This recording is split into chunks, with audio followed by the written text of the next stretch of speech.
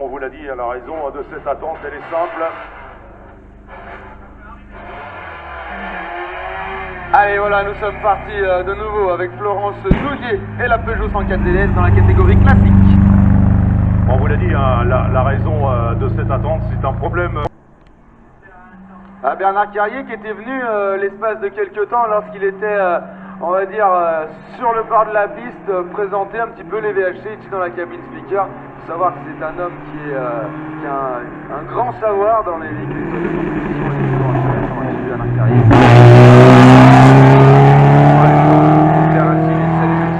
Turbo jaune qui a pris le départ il y a un instant et vient de s'élancer Joël Vallier avec une autre GT Turbo. Voilà, et à l'écran, la 104 ZS.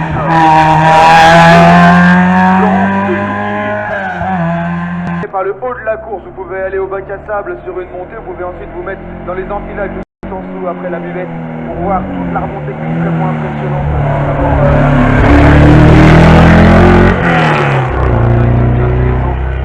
Si je peux me permettre l'expression, sur ce point de la course. Maxime Basset, non seulement speaker, consultant, mais également pilote pour son soutien. Allez, Retraité désormais. le jeune retraité, allez. Volvo qui est de 1966.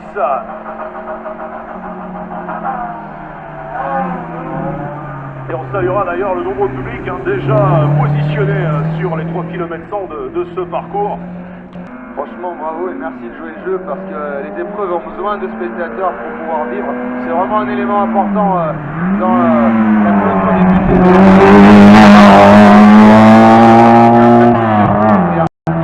La particularité, c'est que l'auto appartient à madame. La saison écoulée, c'est madame qui roulait. Et hier, depuis hier, c'est monsieur, c'est Anthony. Philippe Ginel, un habitué, Maxime. Simca Rally s'était lancé. Les grandes années de ces voitures-là et c'est toujours un plaisir de les retrouver. Allez, un temps pour Alain Di Piero, le vendeur de cycles de bagnole, qui en termine en 2,18, 359. 72, 2,33, 753 à l'actif de Bernard Carrier, 2,26, 660 le chrono établi par Michel Rivet tout à l'heure, 2,21, 427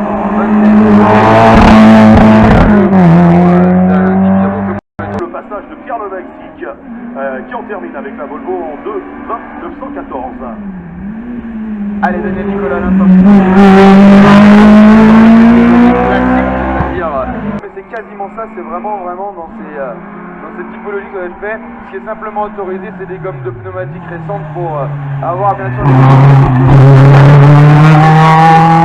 Allez, à 110, pas loin de l'arrivée. Hubert Arbou également. Le voici à l'image, Bernard Duret dans l'enfilade. Philippe Ginel qui n'a pas été feignant, extrêmement pertinent et c'est intéressant pour suivre la course. Ouais, on va saluer Guillaume qui est à la réalisation à l'autre bout là-bas et pour le travail fourni Guillaume Singer sur le terrain. Plutôt positif pour les concurrents suivants. Allez, une auto particulière qu'on peut retrouver déjà en VHC mais que l'on peut voir également en moderne. Effectivement, la Honda Civic, c'est grand passe et que les voitures évoluent également. Allez, Jean-Michel Godet en 2-0-8, 270. Et Michel Roland qui vient de s'élancer avec la Porsche 911. Michel Roland avec cette Porsche qui a quelques indications. Je voulais communiquer 280 chevaux, 980 kg. Voilà, Préparation imprévue, mais il est là, il est prêt, il est chaud, Pierrot, avec la Martinique 430 propulsée par le moteur Simca. C'est là qu'on peut voir aussi que présent dans les monoplaces, tant par leur qualité dans cette épreuve entre pilotes de BMW. Au retour, André Tissot de la marque Allier signe 2,04, 580.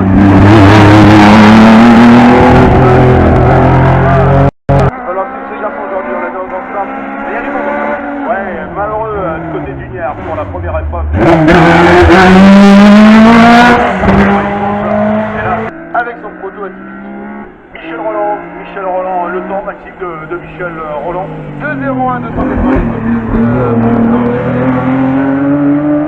Bien joli. Avec la 323 I, on avait dit beaucoup de bien, et notamment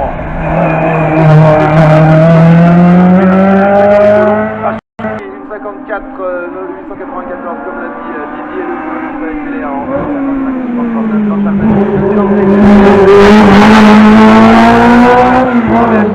Dans sa livrée d'origine dans les années 80.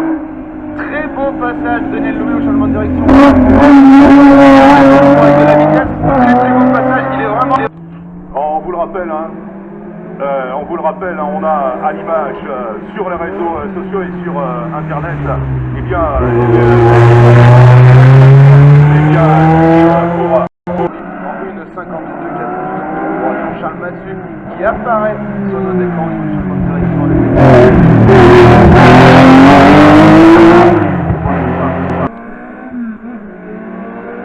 Allez, alors on a des informations problème pour... mécanique, oui. C'est ça, des problèmes mécaniques.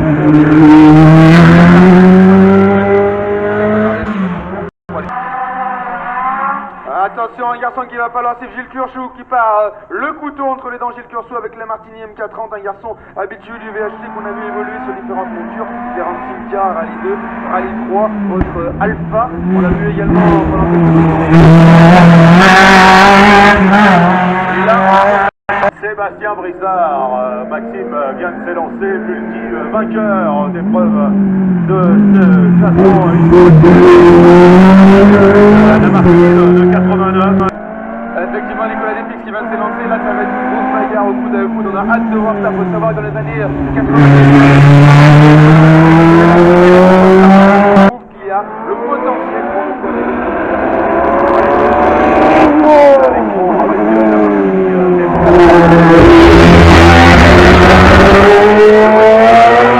plus de 3 secondes pour Pascal Pelletti,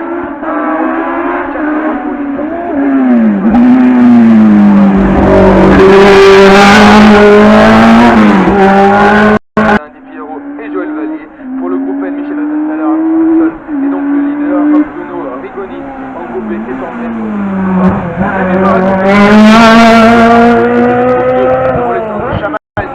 Et Jérôme Frey qui vient de s'élancer avec la 206 RCC dans la classe 3 du groupe F2000, c'est-à-dire dans les 2 litres.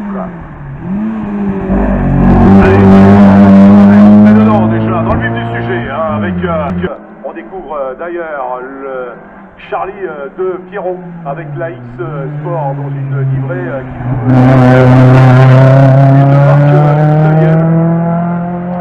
passer entre les voitures, certainement un souci mécanique. On va donc voir le chrono à l'instant de Charlie de Pierrot en 2.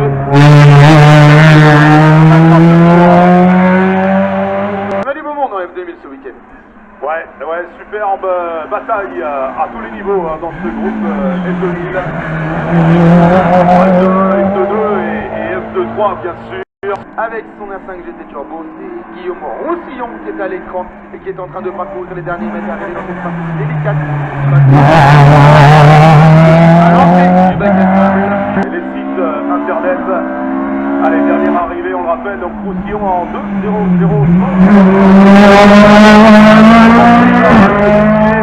Et avec d'orfèvre aussi, là aussi, et la créativité des concurrents des équipages pendant les assistances aussi.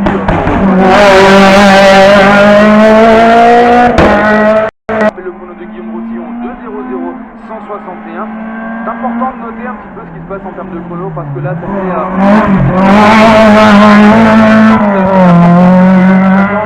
du championnat de France de la montagne pour l'instant excellent ballon qui voudra certainement briller. Troisième, elle est ici la première montée de course hier.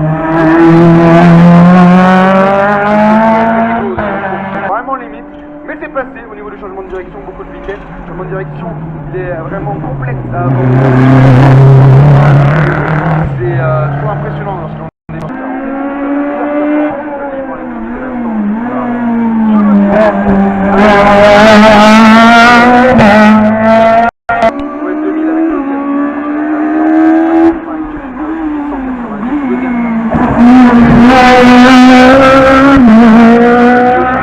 éjecté du podium à l'instant, Stéphane Rouverol avec la Saxo VTS, une mesure, un garçon qui va falloir suivre également déjà pour lui.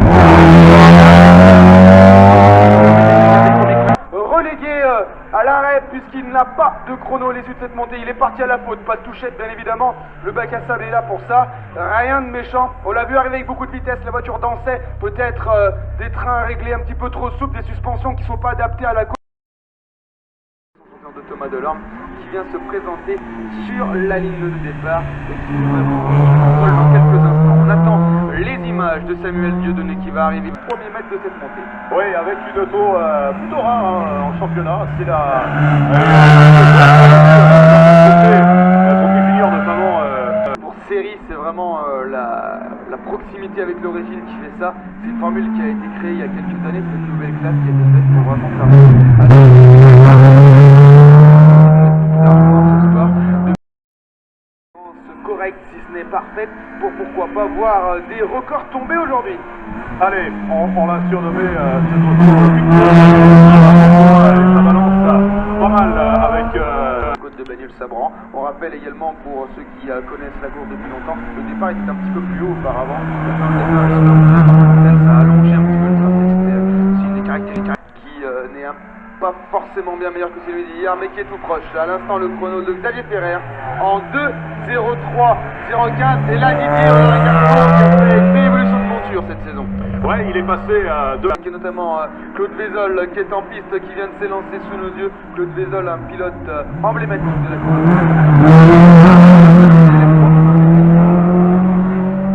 Combette, la Clio de Ragnotte. Oh là là, c'était chaud les images. 306, amélioration de plus de 2 secondes 126, alors que nous avons Kevin Jarousse à l'arrivée.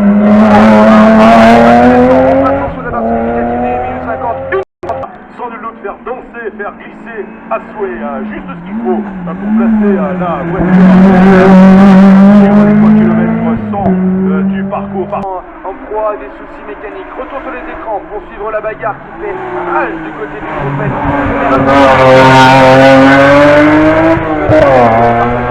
Première manche, puisqu'il avait rencontré quelques petits soucis. René Dumas, le organisateur qui en termine. On poursuit avec le leader du N3. À l'instant, on joue par c'est bien Christophe Garny qui est aux commandes. En tête du N2, c'est Xavier Ferrer. En tête du N2S, on retrouve René Croze. Voilà pour cette première partie avec les VHC, avec le groupe N, le groupe F2000. Bon, dans un instant, le temps de basculer